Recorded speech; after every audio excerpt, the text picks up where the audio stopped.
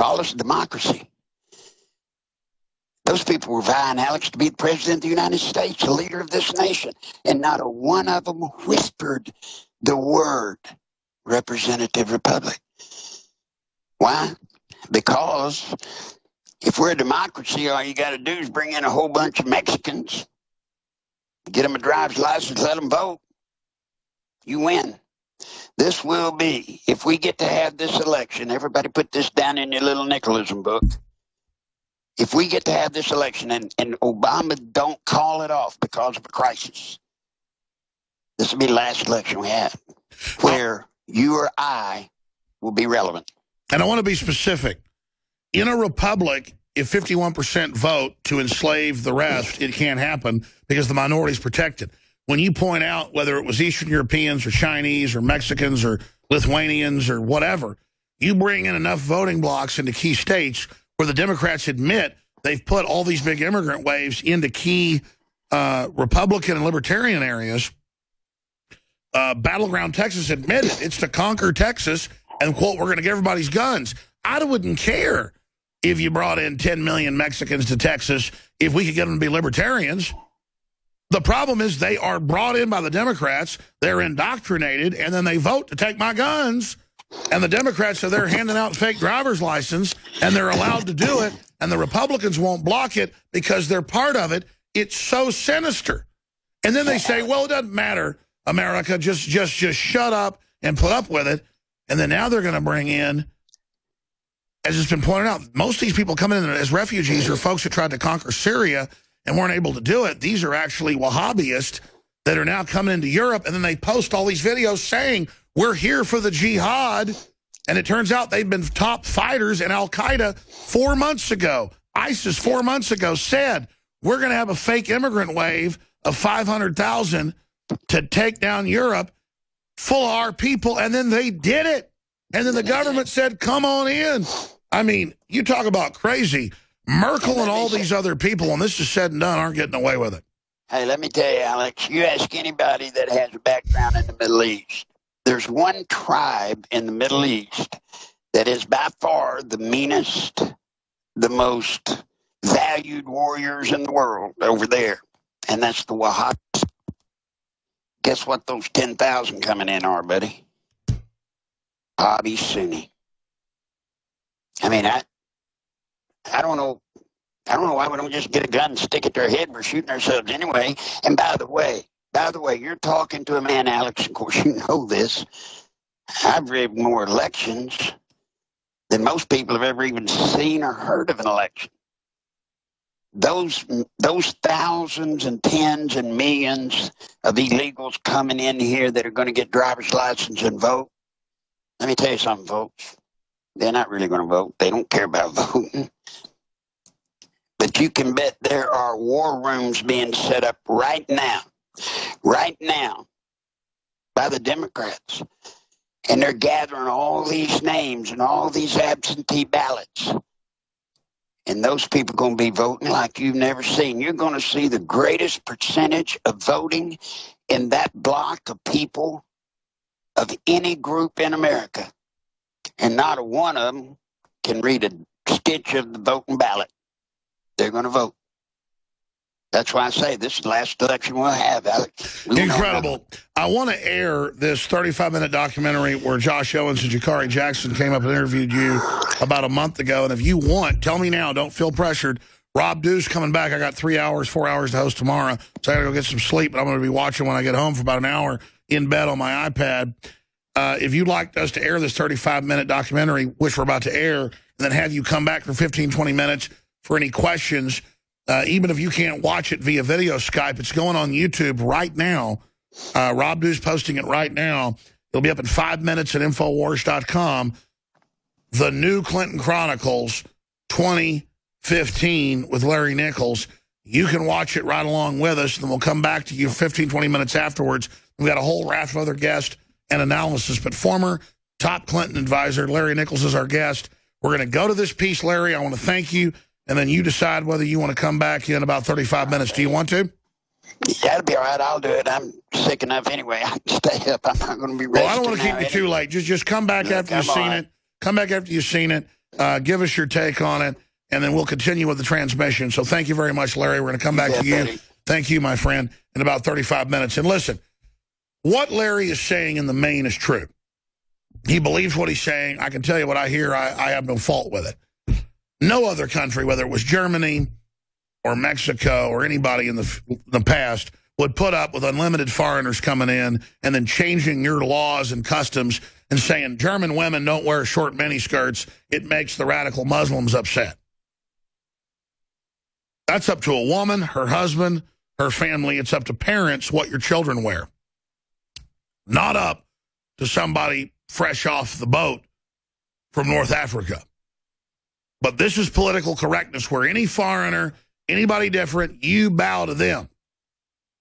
And I've been one of the most egalitarian, libertarian people around. Quite frankly, I like going to other countries. I like other cultures. I like things being different. I'm not milquetoast. I don't want to live in a neighborhood with all cut green yards and everybody looks the same.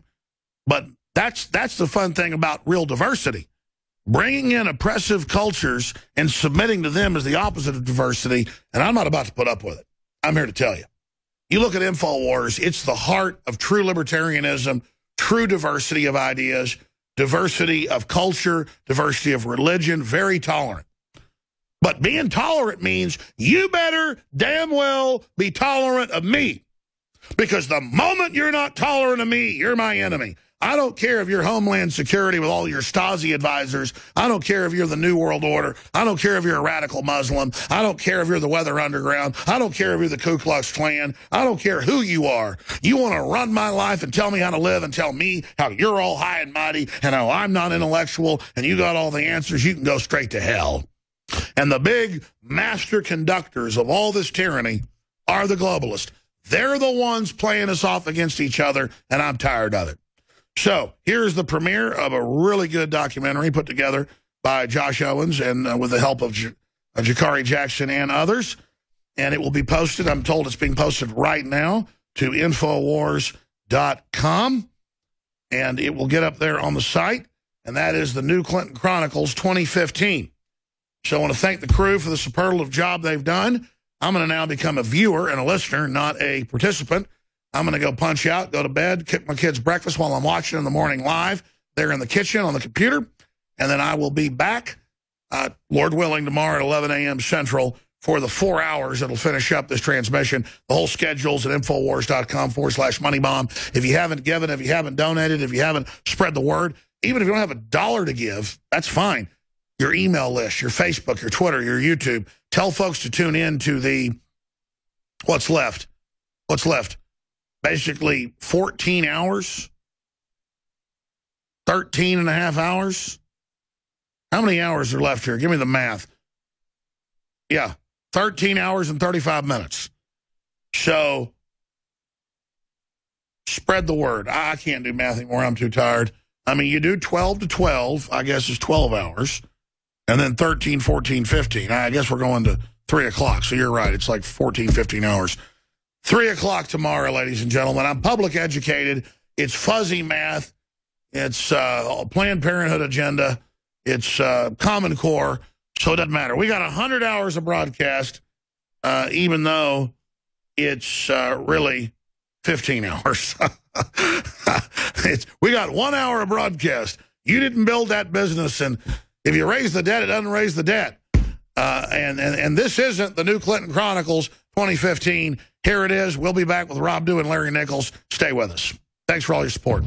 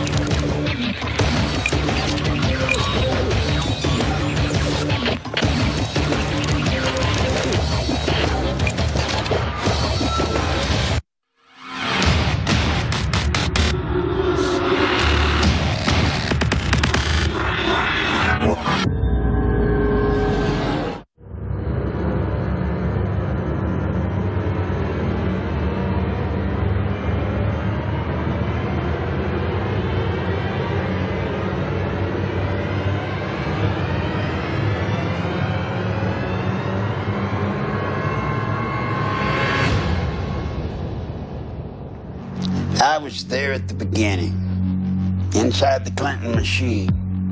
I saw it all happen, from the corrupt to the absolutely corrupt. And that's when I thought about my father, who was dying of lung cancer, and what he would do if he knew the man I'd become. And then I thought about my daughter. What if the cocaine they were bringing in was to end up getting used by her? I hit my knees that day and asked God to forgive me. I wasn't a good person. I worked in special operations, Central America, South America. I did a lot of bad things. But I hit the bottom that day and said I was going to make up for it. And now, I just want to see these criminals brought to justice and get their just due. Not made president, but put where they belong, in jail.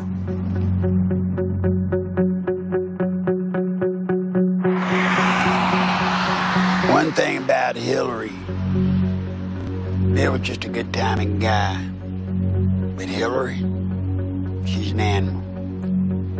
Hillary is the one that I promise you, she pulls the strings. She pulled them in Arkansas. She pulled them in the White House when she was there as the First Lady. And my God, if she gets to be president, what you see out here now is going to change. We thought it changed with Obama. There's nothing compared to what's going to happen with Hillary.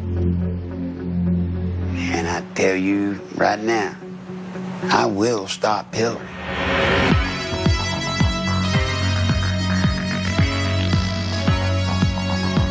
We've gone further than anybody we know of, and that's all we're going to say.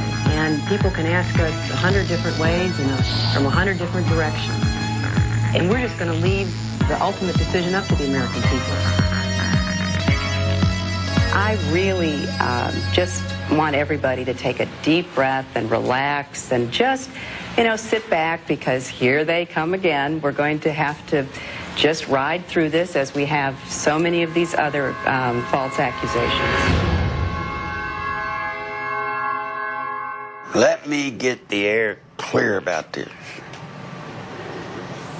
The email scandal, I believe, was brought out by the Clintons. Now, I would be pleased to talk more about this important matter, but I know there have been questions about my email, so I want to address that directly, and then I will take a few questions from you. You see, we knew running for election, you never want to run as the anointed one. You always want to run as the underdog. Now, it's kind of hard when you're building Hillary Clinton with all the hoopla and who they are now. How do you get to be the underdog? If you look at the email scandal, where did the email scandal come from? The New York Times. The New York Times has never been anything but a PR firm for the Clintons.